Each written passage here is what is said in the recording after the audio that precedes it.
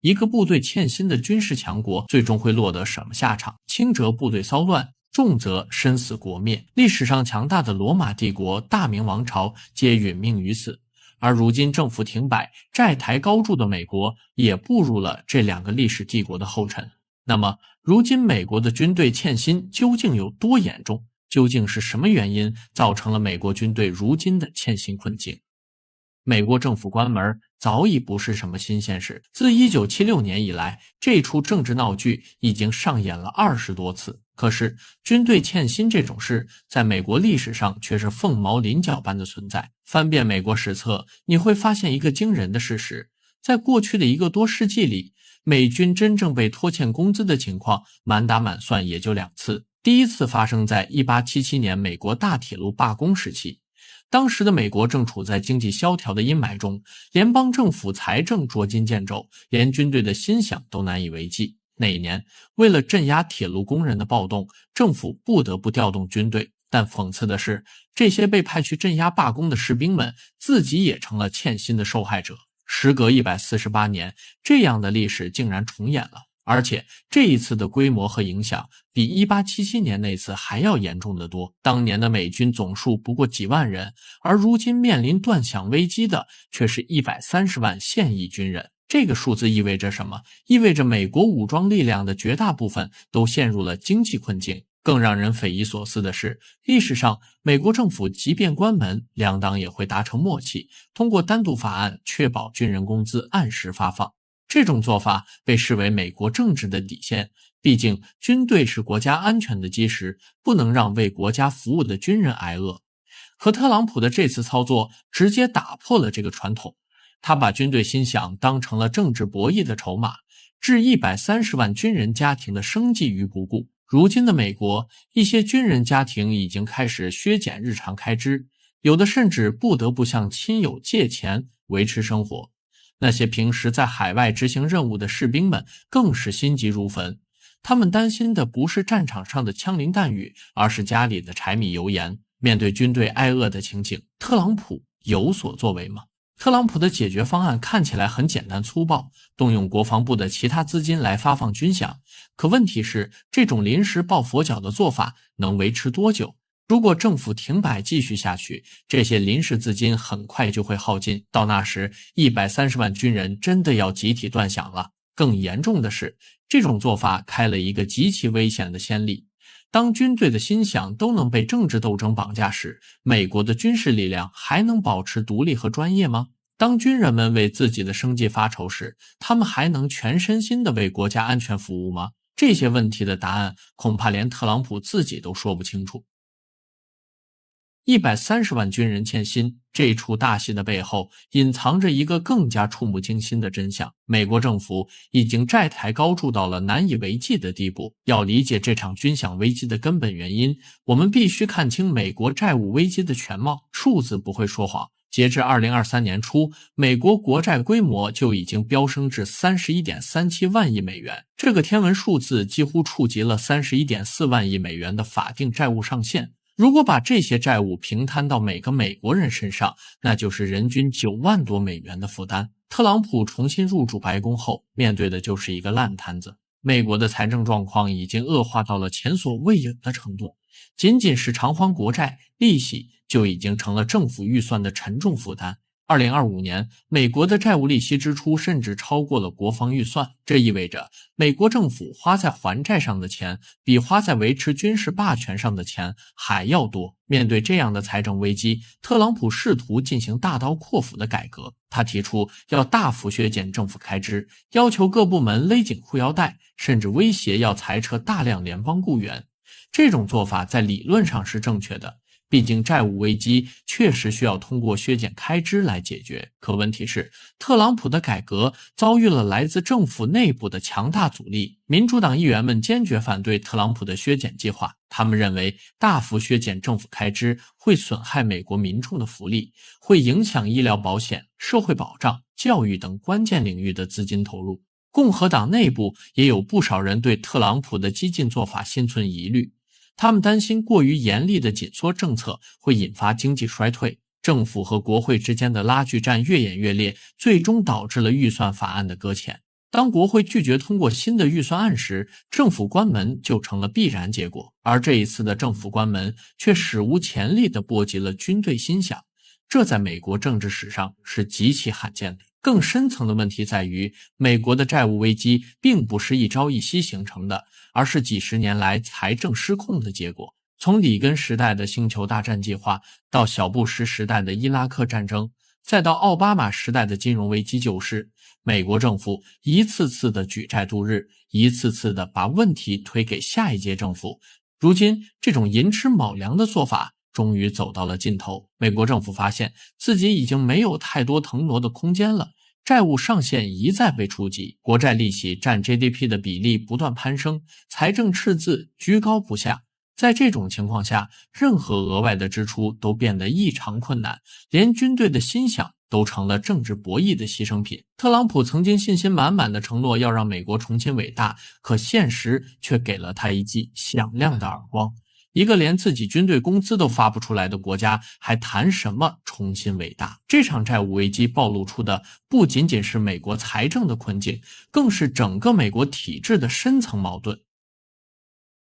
当130万美军面临断响危机时，当美国政府为了债务问题焦头烂额时，我们不禁要问，这个曾经不可一世的超级大国是否正在走向衰落的不归路？历史总是惊人的相似，翻开史册，我们会发现一个残酷的规律，再强大的帝国一旦陷入财政危机和内部分裂，就很难逆转衰落的趋势。罗马帝国如此，大明王朝如此，今天的美国又何尝不是如此？美国今天的状况与这些历史上的帝国有着惊人的相似之处，政府债台高筑，军队欠薪，党派斗争激烈，社会撕裂严重，这些都是帝国衰落的典型症状。更让人担忧的是，美国的问题似乎比历史上的那些帝国更加复杂。罗马帝国和明朝虽然也有内部矛盾，但至少还有一个相对统一的文化认同。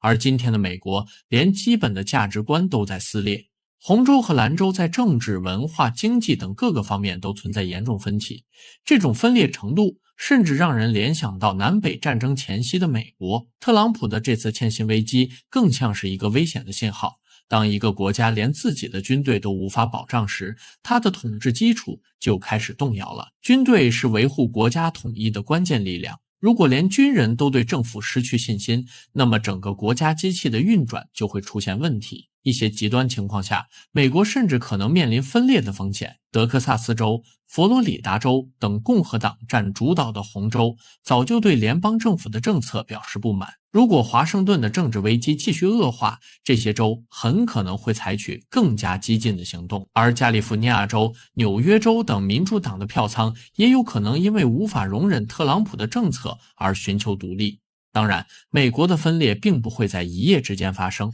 但历史告诉我们，帝国的崩溃往往始于看似微不足道的危机。130万军人的欠薪危机，或许就是美国衰落的一个重要转折点。当这个超级大国连自己军队的工资都发不出来时，他的霸权地位还能维持多久？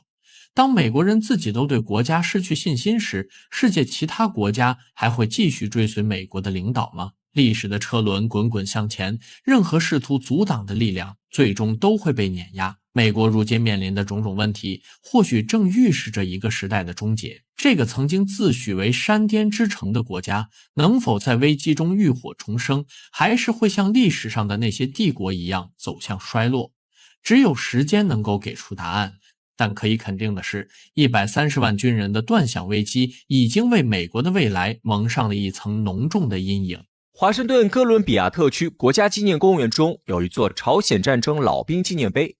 从美国的角度讲，这一行为无可厚非。然而奇怪的是，这座纪念碑并非朝鲜战争结束后第一时间的产物。战争结束42年后的1995年，这座美国国家级的纪念碑才落成揭幕。在美国，朝鲜战争长期被当作一场被遗忘的战争，其根源并非朝鲜战争没有对美国产生影响，而是美国领导层根本不敢承认他们在朝鲜战争中已经尽力的客观事实。在第二次世界大战结束以后，美军进行了大规模裁减，至1950年6月，美军现役总兵力约为146万人。同时1950财年美国的国防预算约为130亿美元，远低于二战时期的峰值。此时美国的战略重心明确部署在欧洲，以应对苏联。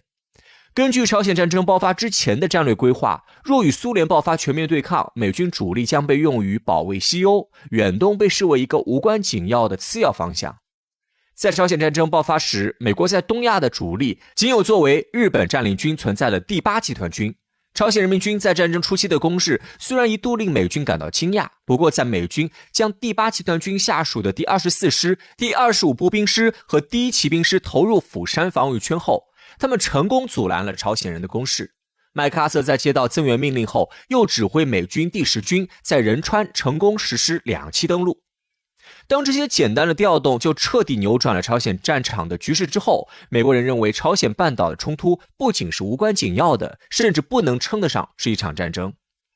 早在1950年6月29号，时任美国总统杜鲁门就在媒体采访中将朝鲜半岛的战争定义为警察行动。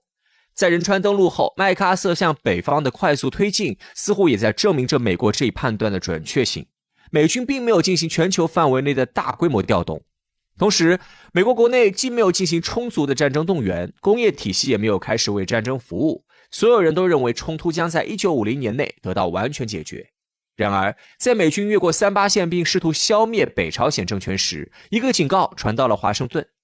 1950年10月3号凌晨，周恩来总理紧急召见印度驻华大使潘尼加，请他向美国传话，如果美军越过38线，中国必将出兵。在收到消息后，连续获得胜利的华盛顿将此解读为中国的政治讹诈和虚张声势，认为这只是为了吓阻美国进一步推进，而非真实的战争决心。杜鲁门对自己的判断并不完全相信，于是他在10月15号亲自前往威克岛与麦克阿瑟会面。当他问及中国或苏联干预的可能性时，麦克阿瑟轻蔑地回答可能性微乎其微，并展开了一大段极其傲慢的分析。杜鲁门没有看穿麦克阿瑟在吹牛，他接受了麦克阿瑟的观点，并心满意足地回到了华盛顿。然而仅仅4天之后，中国人民志愿军就跨过了鸭绿江，正式加入朝鲜战场。自大的美国即将为他们所做出的选择负责到底。在1950年10月，中国人民志愿军开始秘密入朝时，美军仍处于从战后和平时期向战时状态过渡的阶段。此时美军总人数仅有166万人，与朝鲜战争开始前相比变化并不大，同时也没有改变欧洲优先的战略，甚至在同一时间向西德境内增派了4个师，以增强北约面对苏联时的抵抗能力。志愿军入朝时，美军在朝鲜半岛的地面部队主要包括第8集团军下辖的第1骑兵师、第2、第24、第25步兵师，以及第10军下辖的第1海军陆战师和第7步兵师，总兵力约20万。虽然这只是美军的一小部分势力，但在当时20万大军解决朝鲜问题，在杜鲁门看来已经是杀鸡用牛刀了。可是中国人民志愿军的出现和随后的2次战役，给美国领导的所谓联合国军造成了沉重打击。这不仅彻底粉碎了美军圣诞节回家的幻想，随之而来的巨大政治危机也逼迫美国不得不正视战争的存在，全面启动国家战争机器，以掩盖他们在志愿军面前的力不从心。志愿军入朝给美国带来的直接变化就是美军的总人数在短期内大幅增长。到1950年6月，美军现役总兵力就激增至293万人，相较于朝鲜战争之前，美军总人数在不到1年的时间里几乎翻了一番，而这一趋势在此后并未停止。时间来到上甘岭战役开始前的1952年6月，美军总兵力约已经膨胀到363万人，并在停战协议签署之前长期维持在这一水平。有关朝鲜战争，还有另一份总人数572万人次的统计，这一统计来源于美国国防部。这一数据指的是在整个朝鲜战争时期所有在美国武装部队中服役的总人数。虽然这并不能同美军在朝鲜半岛投入572万兵力划等号，但事实是这部分美军绝大多数是因朝鲜战争而被动员，并且仅可以确认的被派往东亚的美军就高达 178.9 万人次。用美国自己的话说，在朝鲜战争时期，美国不仅动员了数百万人，并且每2个士兵当中就至少有1个曾经去过或正在前往朝鲜战场。更能证明美国用了全力的证据是战争开销。很显然，巨幅的人员增加会带来巨大的战争开销。在1950年，美军的全军军事预算仅130亿美元，但到了1951年，战争预算就已经飙升了近3倍，达到了330亿美元的惊人水平。1952年的美军虽然兵力见顶，但原因在于美国的人力已经无法提供更多兵员，与停滞不前的美军总人数相比，美军的军事预算一路走高。在停战协议签署前夕，预估全年军事预算将超过500亿美元，而其中有 60% 都是朝鲜战争的专项资金。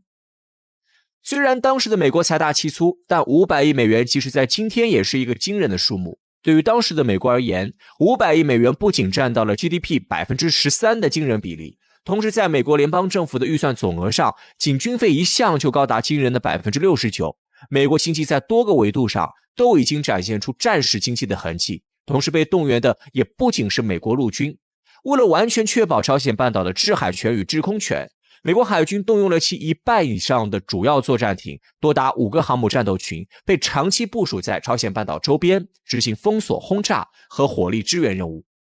美国空军同样将其近1半的作战联队投入到朝鲜战场当中。在著名的米格走廊，美国空军与有苏联支持的中国空军进行了当时世界上最先进也是最激烈的喷气式战斗机空战。美国空军在整个战斗中投下的炸弹总量高达 63.5 万吨，已经轻松超过了其在二战太平洋战场上的总消耗量。面对这份巨额账单，新上任的艾森豪威尔政府虽然还是不愿意承认朝鲜战争是一场开销巨大且难以获胜的战争，但在行动上，他们已经越来越倾向于同中国谋求停战了。如果真的暴露出打一个刚解放的中国都意味着美国需要动员全部力量的尴尬事实，那么得知此事后，美国的小弟们还有在美国的带领下能战胜苏联的自信吗？